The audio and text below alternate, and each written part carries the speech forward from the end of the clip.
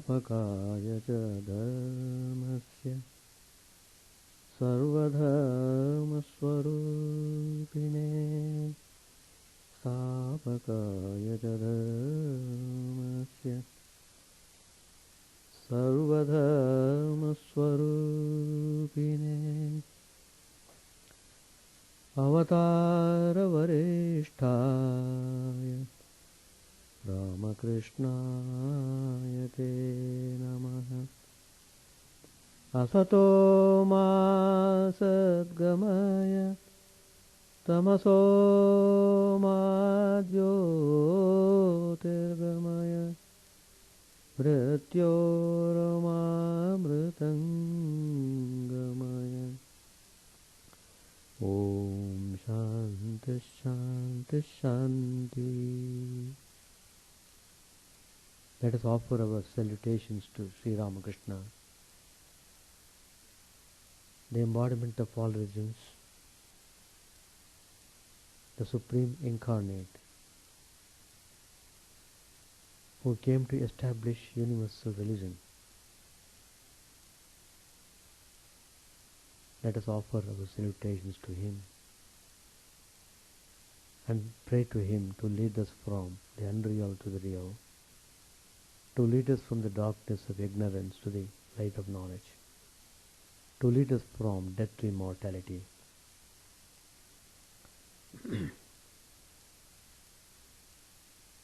We have been studying Gospel of Sri Ramakrishna. Today's topic is the continuation of the title I spoke last Tuesday. It's a very important subject, very useful for all of us, and that is 5 commandments of Sri Ramakrishna. Most important and most essential, particularly those who are aspiring to realize the truth in this life itself. The first 5 commandments which Sri Ramakrishna has given us in the Gospel is 1. Repeat God's name and sing His glories. Secondly, keep holy company and now and then visit God's devotees and holy men. The mind cannot dwell on God if it is immersed day and night in worldliness, in worldly duties and responsibilities. Third, it is most necessary to go into solitude now and then and think of God. To fix the mind on God is very difficult in the beginning, unless one practices meditation in solitude. When a tree is young, it should be fenced all around. Otherwise, it may be destroyed by cattle. To meditate, you should withdraw within yourself or retire to a secluded corner or to the forest. Fourthly, you should always discriminate between the real and the unreal. God alone is real, the eternal substance. All else is unreal, that is impermanent. By discriminating thus, one should shake off impermanent objects from the mind. Lastly, the 5th one, do all your duties, but keep your mind on God. Live with all, wife and children, father and mother, and serve them. Treat them as if they were very dear to you, but know in your heart of hearts they do not belong to you. So, repeating God's name and singing His glories, that idea we have dealt with in the last class. So today I am taking up the second commandment of the 5 which Sri Ramakrishna has given us. That is, keep holy company, and now and then visit God's devotees and holy men. The mind cannot dwell on God if it is immersed in day and night in worldliness, in worldly duties and responsibilities.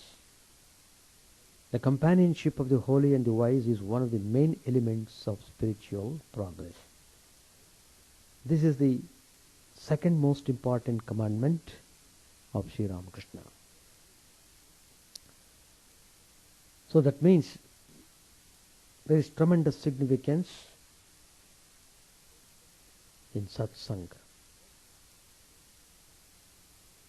The word satsang is a combination of two words, sat and sang. Sat means existence absolute, which is Brahman. Sat is the essential nature of Brahman, which is permanent in things that change, which is the only reality that upholds the world of appearance. The same Sat,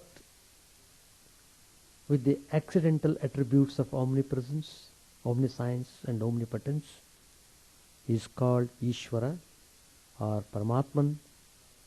In brief, Sat refers to Ishvara as well as Brahman, both ultimately being the one and the same reality. So that is the meaning of Sat. Sat means both personal Brahman, personal God, as well as impersonal God. Both are referred to as Sat. There is another word, Sangha. Sat Sang. Sangha literally means company or union. To be always in the company of the Lord, or to be established in Brahman, is the literal meaning of the word satsang. But as long as ignorance or avidya remains, the direct realization of Brahman is impossible. When ignorance is destroyed by wisdom, the real nature reveals itself.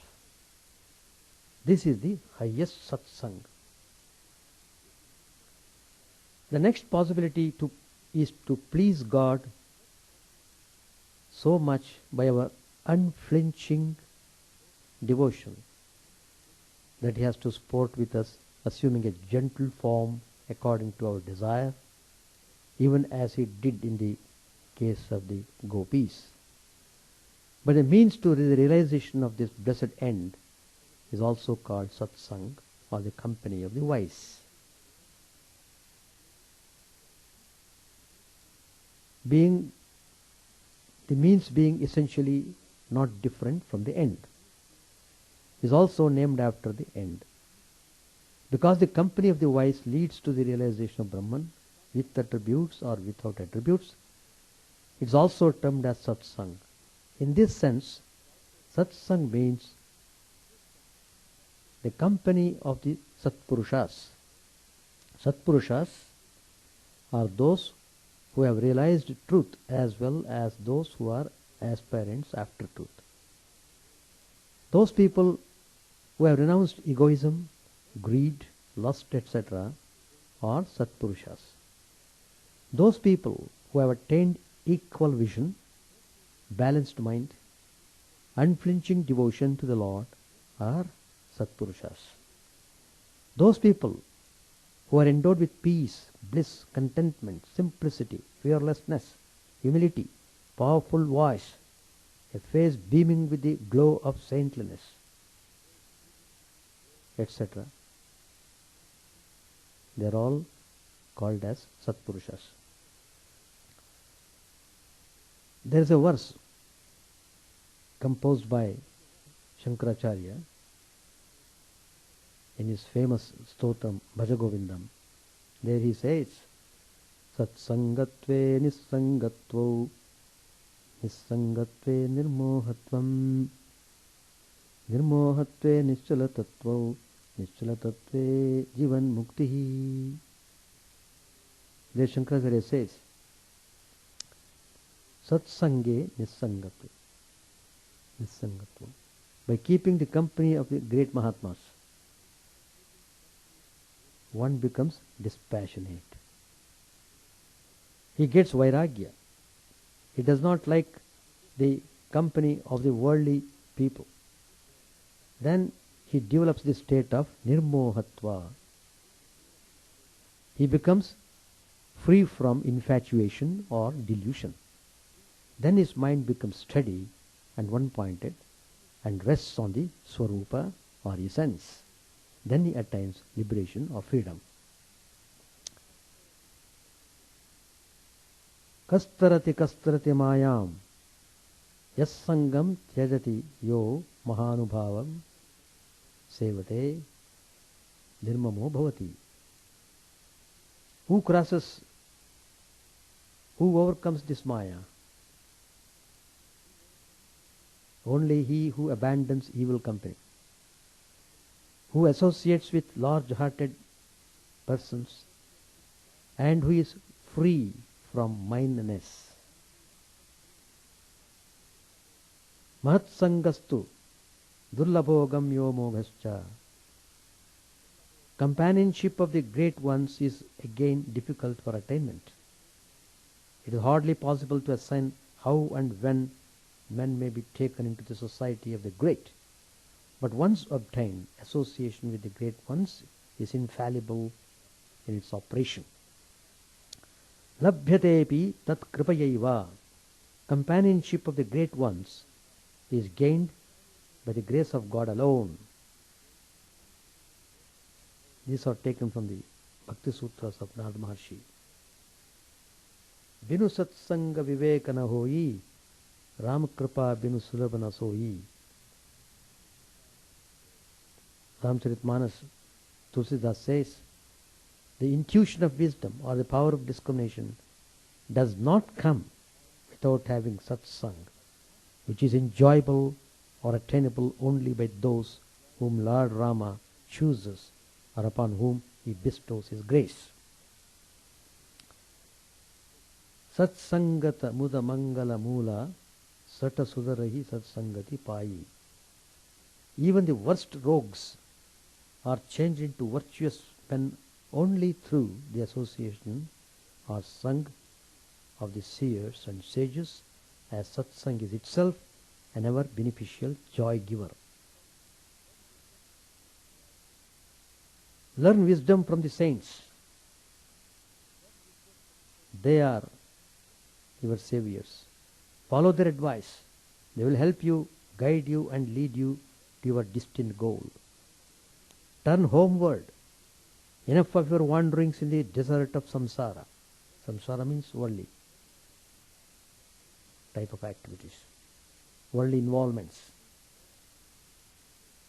There are a few oases in this desert, and they are the saints. Drink deep from them and march to the source, your original home. Satsang is your lifeboat. Discrimination is your compass. Dispassion is your anchor. O captain of the soul, steer your ship fearlessly in this ocean of samsara and cross to the other shore of immortal life. So much benefits are there in satsang. That's why all the Mahatmas all over the world have emphasized about maintaining satsang. One of the most important practice in this respect is to come to temple as many days as possible. That way you are maintaining satsang. It is very essential to be always aware of the value of satsang.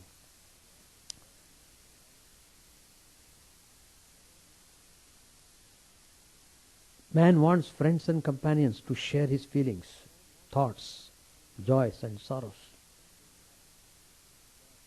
Man is a gregarious animal. Even saints and people advanced in spiritual life desire the association of similar-minded people. Sri Ramakrishna prayed for a pure soul as his companion. As a result, he obtained Swami Brahmananda. For spiritual aspirants, holy association is indispensable. Sri Ramakrishna compares holy men to physicians and says that unless aspirants keep holy company constantly, their worldliness, which has become chronic, cannot be cured. The wicked get transformed into good people or even become saints by the potent influence of holy company. Saint Tulsidas in his Ramcharitmanas bestows high praise on the benefits of holy company. He says, the association of holy men can turn a crow into a cuckoo and a heron into a swan. As iron is transformed into gold by the touch of the philosopher's stone, so is the transformation that takes place by contact with the saint. He goes so far as to say, if the joys of heaven and salvation could be weighed together in a balance, they would not equal the happiness that results from a moment of satsang. So, the happiness that you get from satsang is unparalleled. Once in the course of conversation with devotees, Sri Ramakrishna observed, I visited the museum once. I was shown the fossils. A whole animal has become stone. Just see what an effect has been produced by company. Likewise, by constantly living in the company of a holy man, one really becomes holy. There is a Sanskrit verse which says, even a moment's association with the holy becomes a boat which takes one across the sea of transmigration. This is not a mere panegyric. Innumerable instances can be cited of the transformation of sinners into saints by mere association. The devotees of Sri Ramakrishna may recall how a thief became a saint by coming in contact with Pawari Baba. Kalipada Ghosh turned over a new leaf by the blessings of Sri Ramakrishna. Amzad, the robber, became a good man by the grace of Holy Mother Sri Sharda Devi. Who knows how many such incidents remain unknown to us?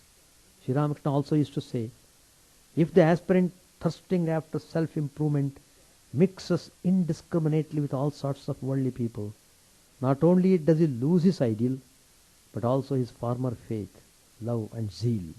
They die away imperceptibly.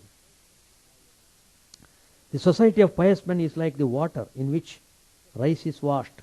The rice water has the potency of dissipating alcoholic intoxication.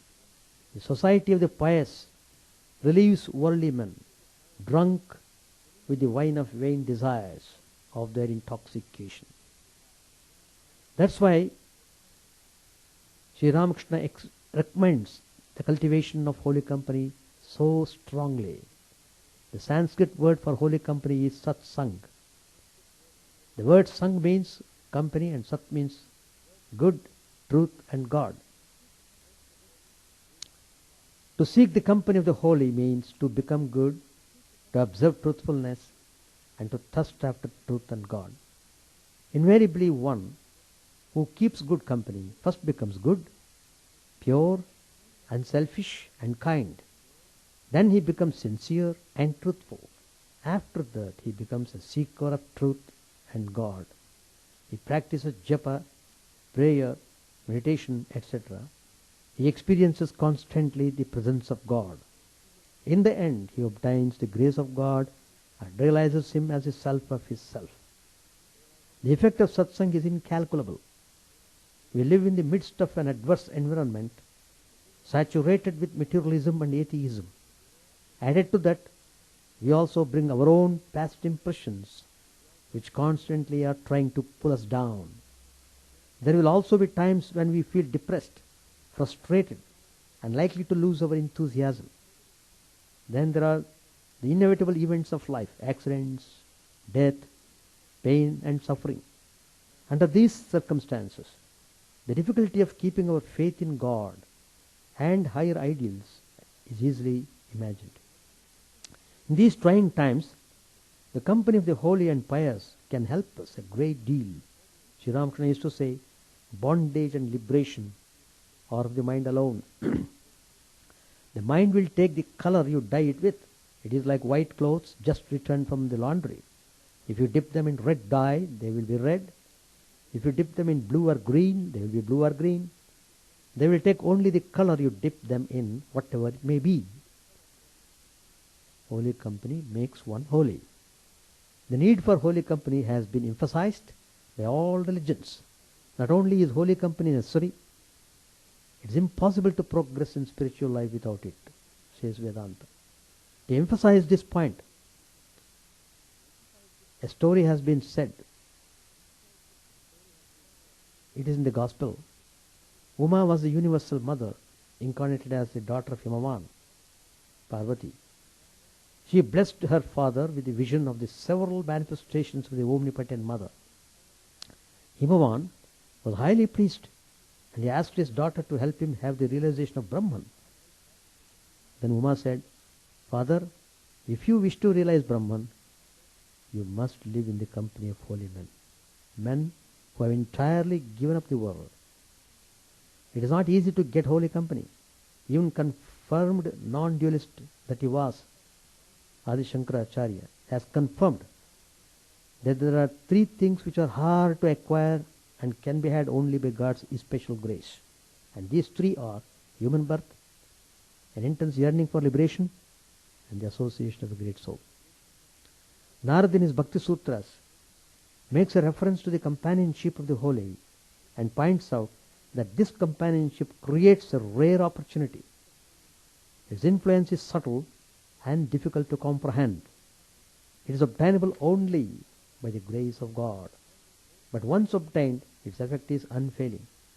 Holy company is a wonderful uplifter, for it exercises a silent and lasting influence for good on all sincere recipients. However, it is not easy to recognize a holy man, for he does not go about advertising himself. He does not assume false glories. Rather, he likes to remain incognito, to stay in the background. Sometimes he appears very ordinary and commonplace. At other times he even behaves in a queer way to keep intruders out. It is therefore not an easy thing to recognize a great soul. It is only as a result of the cumulative effect of merit earned in many births that one comes across a holy man. But there is no need to despair. There is a law which sees to it that the earnest seeker does not come by his... there is a law which sees to it that the earnest seeker does come by his guide. As Swami Vivekananda says, when the field is ready, the seed must come. What are the benefits of holy company? It gives inspiration and guidance. Holy company makes one aware of one's faults, and one will make the necessary correction. The biography of Sri Ramakrishna narrates many incidents of how he used to correct Swami Yogananda, Swami Niranjanananda, and other disciples and devotees and put them on the right road. We can find similar incidents in the lives of every saint. The life of every saint acts like a powerful searchlight, illuminating the path to God. In the company of holy men, one understands scriptures in the right way. For as Sri Ramakrishna used to say, scriptures contain both sand and sugar. That is, it contains both essentials and non-essentials. One needs right guidance to understand and apply them correctly. Then one is able to understand the nature of the world, life, its meaning, the goal of life, and the best way of reaching it. In the company of a holy man, one is inundated with peace and an indefinable bliss. For holy men radiate peace and bliss. Swami Turiyanji used to say that one visit to Sri Ramakrishna used to inebriate him with bliss for days and days. Many people used to visit Ramana Maharshi with their minds full of doubts and questions. But once in his presence, all their doubts disappeared and all questions ceased. Holy men are free of egotism and their hearts are filled with loving compassion. Hence their company helps one reduce the ego, the root cause of all bondage. Holy company spontaneously brings the thought of God into one's mind. Chaitanya Mahaprabhu states, know him to be a holy man whose mere sight produces in the beholder a spontaneous devotion to the Lord. What can be achieved only with great difficulty and by hard practice for a long time can easily be obtained in the company of holy men. The company of the holy gives strength in times of depression and low periods. In the presence of a holy man, lust, envy, anger, etc. cannot raise their heads. Once a disciple of Swami Brahmananda wanted to test his guru. In his presence, the disciple tried to think worldly thoughts just to make a test. But he failed miserably. He could not think worldly thoughts in presence of Brahmanji. Then he realized how powerful and uplifting was the presence of these great disciples of Sri Ramakrishna. Above all, a saint by his grace can even grant the vision of God. For, as Narada states, there is no difference between God and his devotees. As Vedanta also asserts, a knower of Brahman becomes Brahman. An illumined person's will is merged in the universal will. He becomes a perfect instrument of God. Hence, whatever it does is really an act of God. We can now see why Sri Ramakrishna instructs us to cultivate holy company. But there may be a difficulty. It is rare to obtain the constant company of a holy man. And then, even if we are fortunate in coming into contact with a holy man, it may be for a short time only. What then should we do?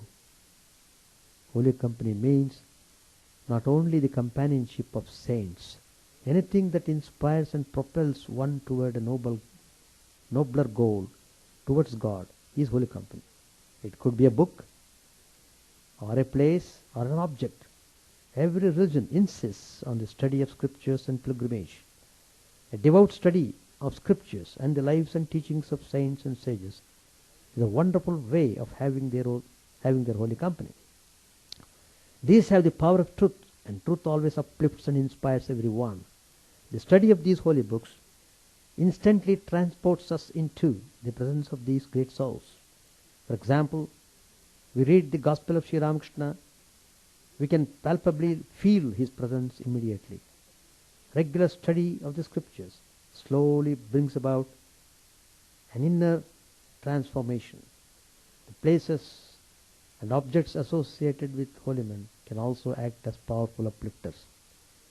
Visiting holy places definitely raises our minds. Clothes, rosaries or sandals and other objects associated with saints also remind us of their life and help us.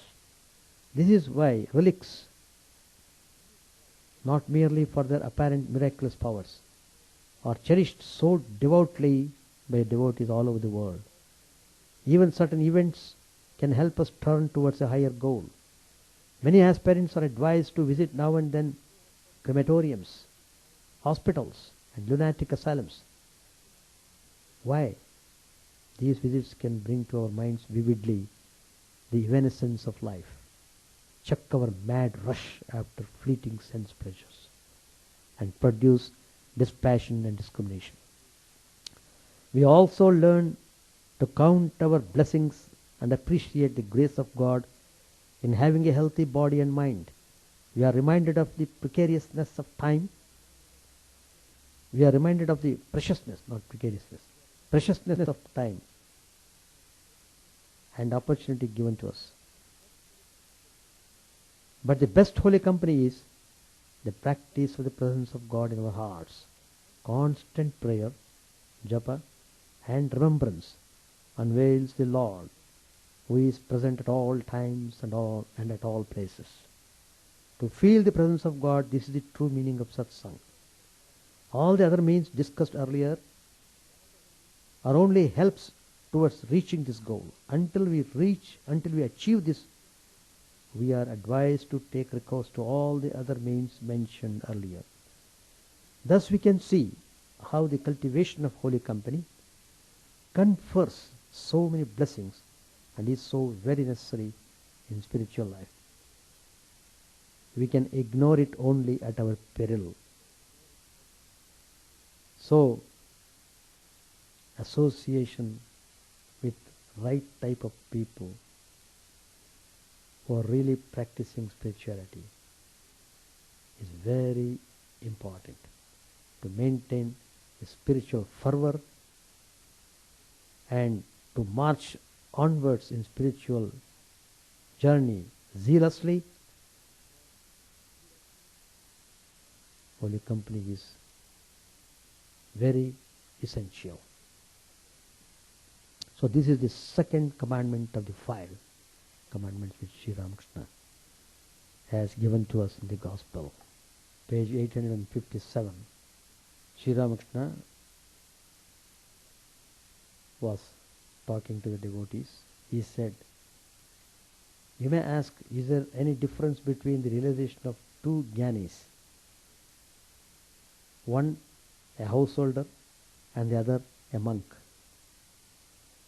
The reply is that the 2 belong to one class. Both of them are jnanis. They have the same experience. But a householder jnani has reason to fear. He cannot altogether get rid of his fear as long as he is to live with in the midst of dust and gold. If you constantly live in a room full of soot, you are sure to soil your body, be it ever so little, no matter how clever you may be. After extracting the butter, if you keep it in a new pot, then there is no chance of its getting spoiled. But if you keep the butter in a pot where curd has been kept, well, then it is doubtful whether it will keep its flavor. Laughter. When they parch rice, a few grains jump out of the frying pan to the ground.